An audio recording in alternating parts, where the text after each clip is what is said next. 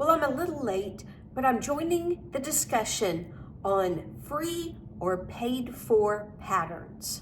Hi,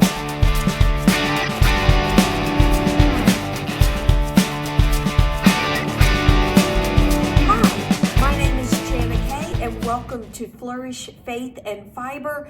My channel is all about fiber arts, from crochet to knitting, and every once in a while I throw in a little sewing or embroidery. It's been a while with moving and setting up my craft room, but definitely in the new year hoping to get some of that done as well. So welcome in. It is great to have you join me. This video in particular, I do want to talk about the big discussion that's been going on for several months about free and paid for patterns. But I want to come at it from my perspective as a technical editor or a tech editor, a person who edits crochet or knit patterns. In my instance, I edit crochet patterns. I have been certified to do so. Anyway, on to the discussion.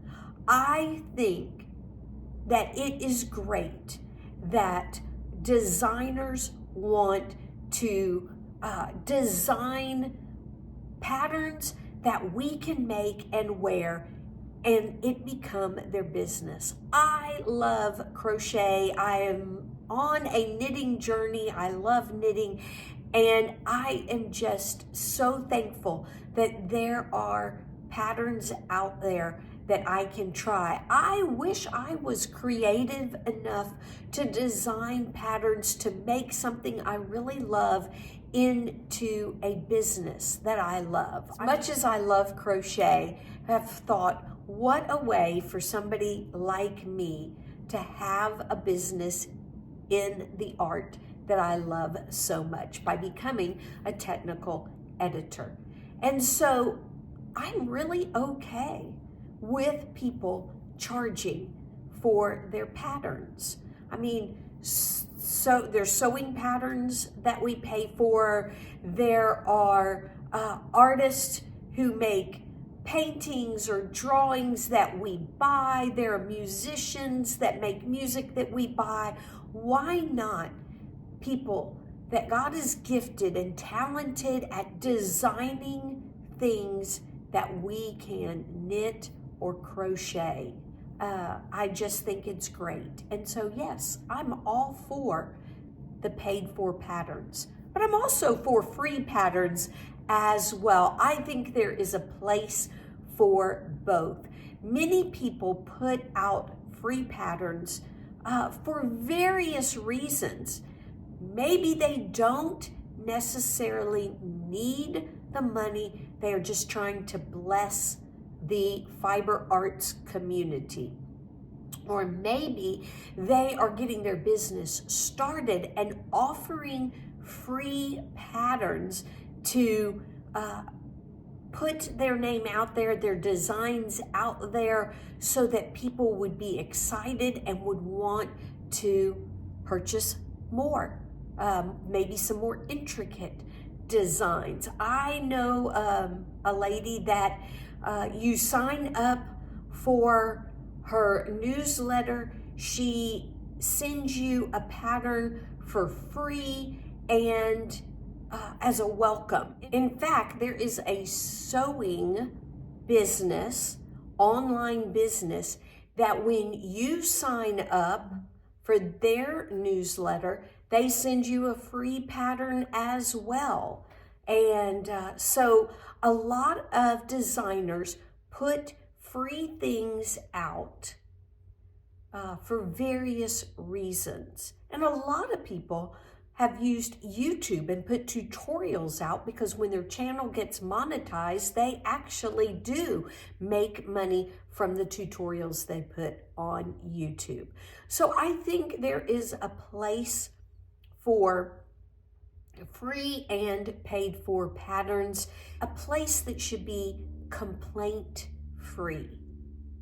And we as fiber artists, whether that is what I call myself a copy creator. I take a design and run with it, choose whatever yarn or colors I want. Sometimes I might tweak a pattern. I do the same thing when I bake or when I'm cooking. I take a recipe and maybe make some tweaks, some changes to it.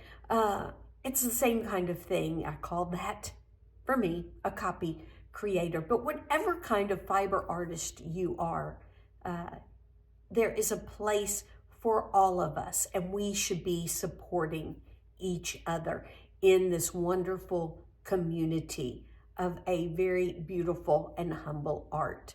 So all that to say, if you are looking for free patterns, great, look for them.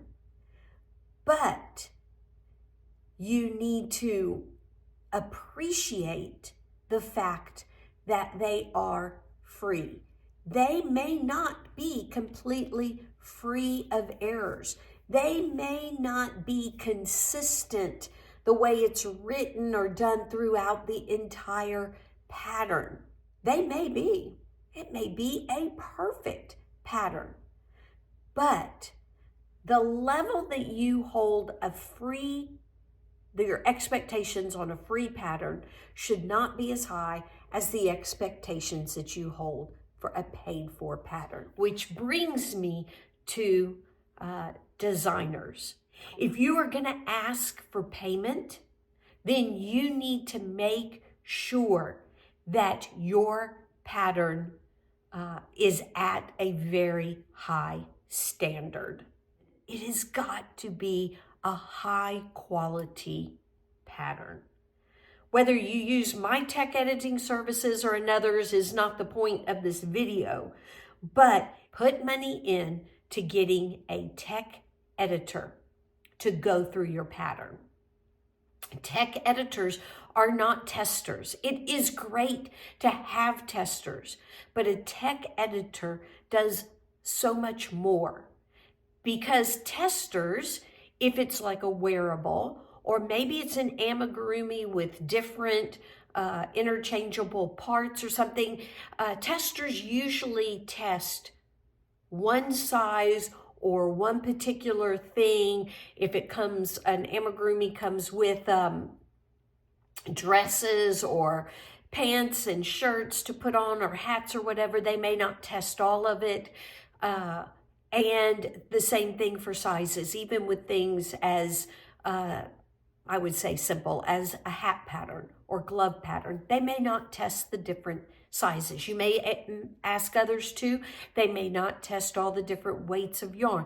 They don't test every aspect of a pattern, all that to say. Where a tech editor doesn't make the pattern, but goes thoroughly through it, looking for everything. They check all the numbers of every size, all the measurements. They check the grammar of the entire pattern. And most importantly, they check consistency between headings and paragraphs or sections of the pattern. They make sure you have pictures, charts.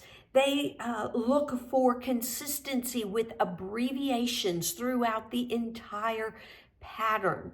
They make sure it is a pattern that buyers or makers can trust and feel good about putting money towards. Makers will trust you more if your patterns are of a high quality.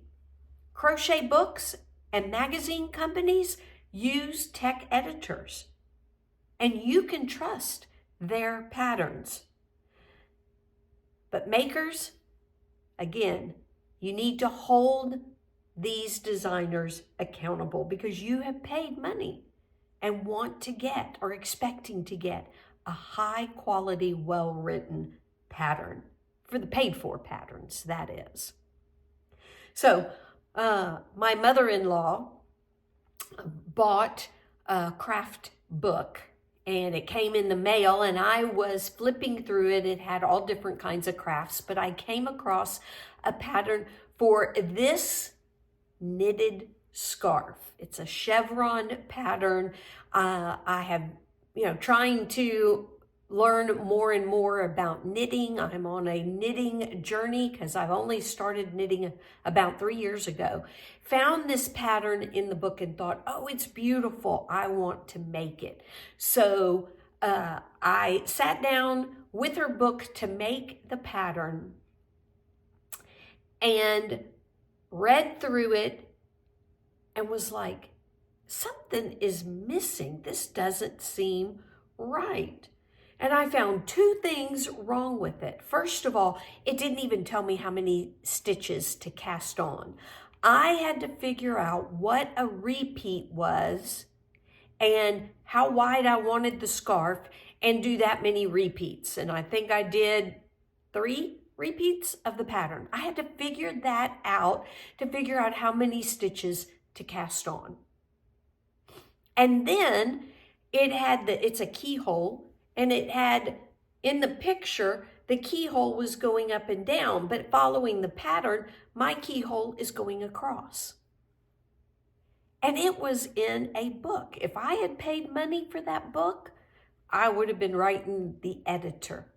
Because when buying and putting money into a pattern, we expect high quality patterns. We as makers and designers need to work together and support each other. And that's my conclusion, is that whether patterns are paid for or patterns are free, crochet is a beautiful, humble art, a craft that has been around for centuries, that we want it to continue for centuries to come. And so we need to work together to get the best patterns out there, to adapt to the popular styles and things that people are looking for. We need to work together. So this humble, beautiful art, this craft, will continue for generations to come. And if this is your first time to see one of my videos, I dedicate a whole series to the humble art of crochet, but lifting it up, especially in crochet wearables. You can check out my Bougie Crochet Wearable series. I'll put a link to it, and hope you will join me.